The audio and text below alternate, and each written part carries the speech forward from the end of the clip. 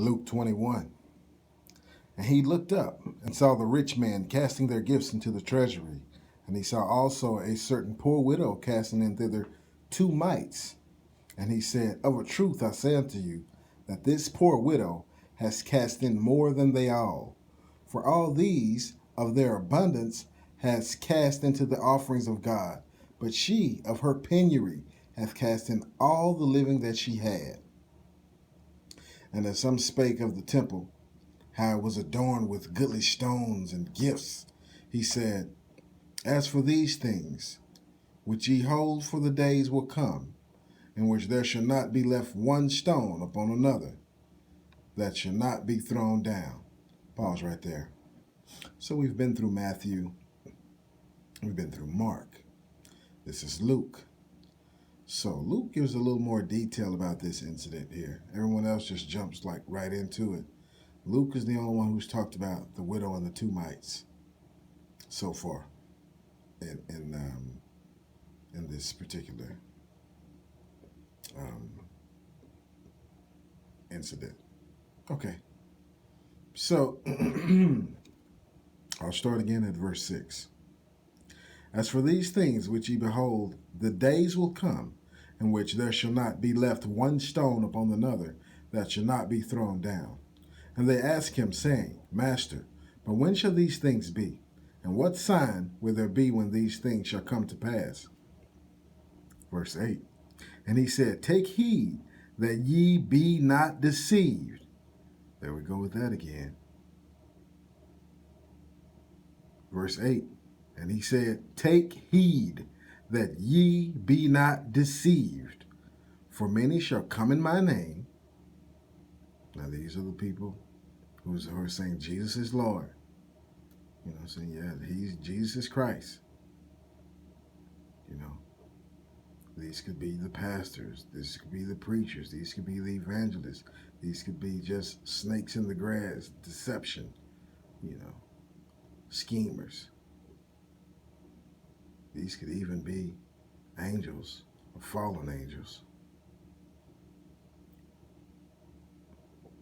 Verse 8, and he said, Take heed that ye be not deceived, for many shall come in my name, saying, I am Christ.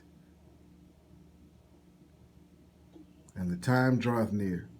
Go ye not therefore after them, but when ye shall hear of wars and commotions, be not terrified, for these things must first come to pass, but the end is not by and by.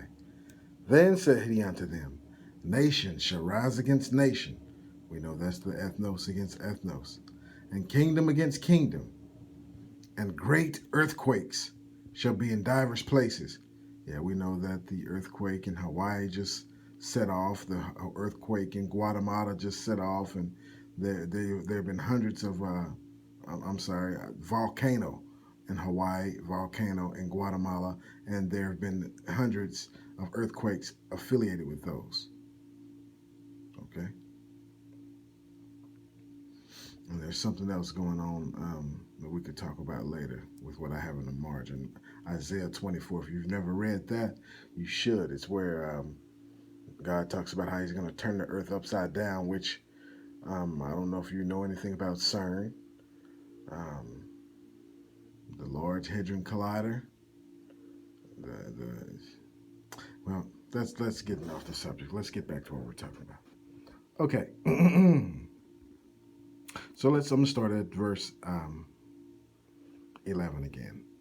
And great earthquakes shall be in divers places, and famines, and pestilences, and fearful sights, and great signs shall there be from heaven. Signs in the heaven. Seeing the strange lights that's been happening. Now they also have Operation Bluebeam. So there's more deception that you could be deceived with that as well.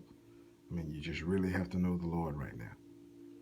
But before all these, they shall lay their hands on you and persecute you, delivering you up to the synagogues. Uh-oh. Wait a minute, they're going to lay their hands on you? And it ain't to pray. And they don't take you to the churches and beat you? Delivering you up to the synagogues and into the prisons. Uh-oh. Being brought before kings and rulers for my name's sake. And I just did a report on China and the re-education camps and how they're persecuting the Christians and the Muslims, and they're the new boss. And it shall turn to you for a testimony. Settle it therefore in your hearts, not to meditate before what ye shall answer. For I will give you a mouth and wisdom, which all your adversaries shall not be able to gainsay nor resist. And ye shall be betrayed both by parents and ye shall be betrayed both by parents and brethren and kinsfolk and friends, and some of you shall they cause to be put to death, and ye shall be hated of all men for my name's sake. But there shall not an hair of your head perish, and your patience possess ye your souls. And when you shall see Jerusalem, see, this one also says something different than the others, right? See, we have a different perspective with Luke. Remember we said about the Gospels, and John doesn't have this part in there. So Matthew, Mark, and Luke. So I'm going to start again here at verse 16.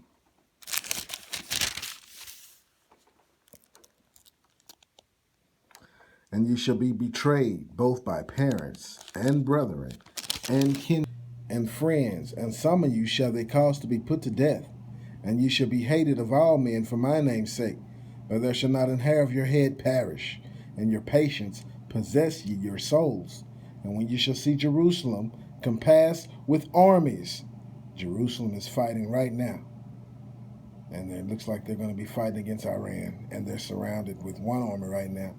But as this WW3 jumps off, oh yeah, don't even worry. Then note that the desolation thereof is nigh. Then let them which are in Judea flee to the mountains, and let them which are in the midst of it depart out, and let not them that are in the countries enter thereinto. For these be the days of vengeance, that all the things which are written may be fulfilled.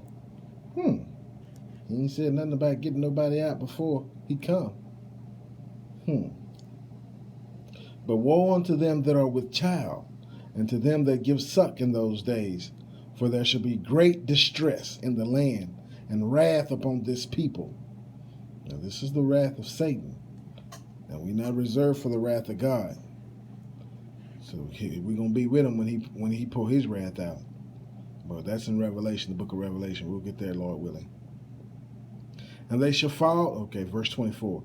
And they shall fall by the edge of the sword, and shall be led away captive into all nations. And Jerusalem shall be trodden down of the Gentiles, until the times of the Gentiles be fulfilled. And there shall be signs in the sun. Now some believe that verse 24 may have already happened. Verse 24 may have already happened. That's another conversation. Verse 25.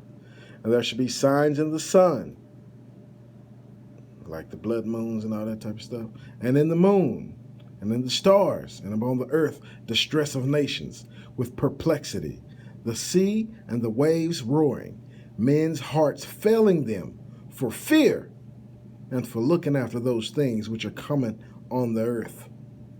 So that means like heart attacks, their hearts failing them.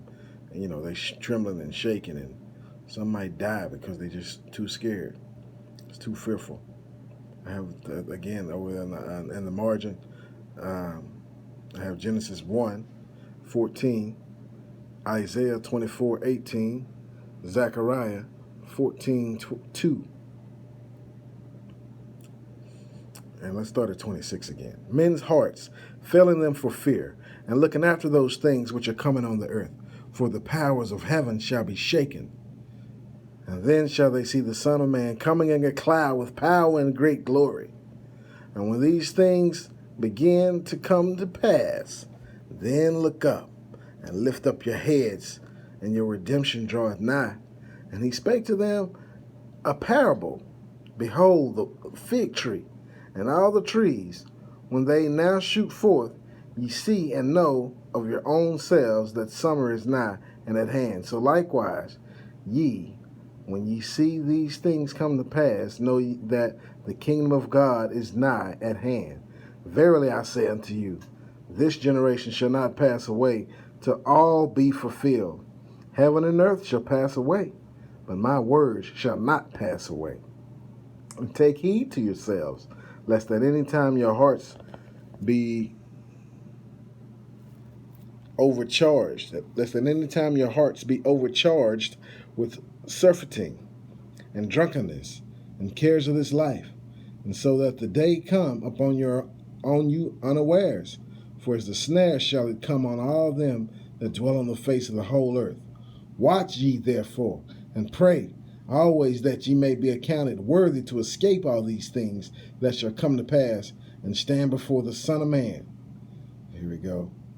I have in the margin Revelation 7, 9 through 17. And in the daytime he was teaching in the temple. And at nighttime, in the daytime he was teaching in the temple, and at night he went out and abode in the mount that is called the Mount of Olives. And all the people came early in the morning to him in the temple for to hear him. May the Lord have a blessing on the readers, hearers, and doers of his word.